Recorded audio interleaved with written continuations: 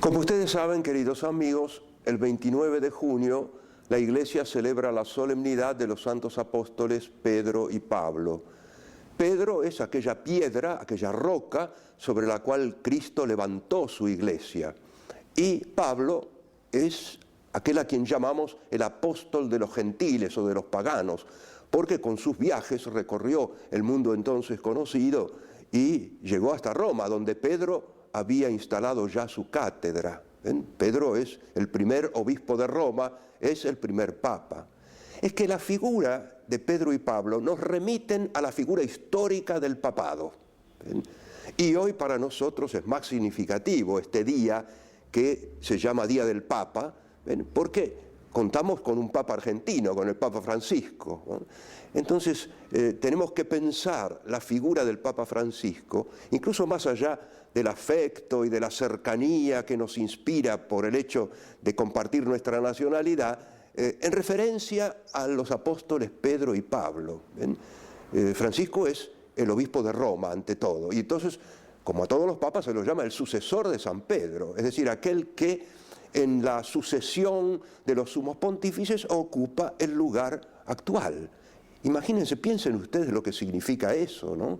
Toda esa enorme tradición que el Papa Francisco hoy representa, la referencia a la firmeza de la Iglesia, a la inmutabilidad de la fe, a la actualización perenne de esa tradición bimilenaria, ¿no?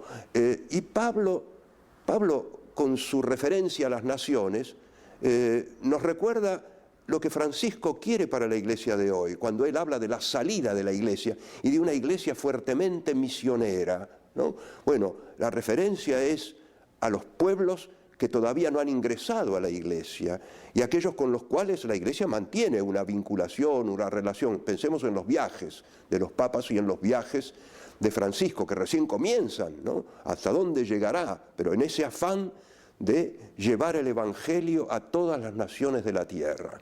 Bueno, esta solemnidad de San Pedro y San Pablo, este Día del Papa, es una ocasión propicia para que nosotros nos sintamos unidos a Francisco. Cuando digo nos sintamos no me refiero a una cosa puramente afectiva, puramente sentimental, sino con el sentimiento de la fe, con el sentido de la fe, ¿no? Porque Él es aquel a quien Cristo ha puesto hoy para apacentar la Iglesia, para darnos la certeza de la fe de acuerdo a esa tradición, como decíamos, y también para protagonizar Él primero esa salida misionera de la Iglesia a todos. Y sobre todo, como Él nos repite continuamente, con todos aquellos con los cuales entra en comunicación, recemos por Él, recemos para que el Señor le dé fuerza, como rezábamos de niños en una vieja oración que yo creo que muchos de ustedes recordarán. Oremos por nuestro Santo Padre, el Papa Francisco, que el Señor lo conserve, lo fortalezca, lo haga feliz en la tierra y no permita que caiga en manos de sus enemigos. Que así sea y hasta la próxima.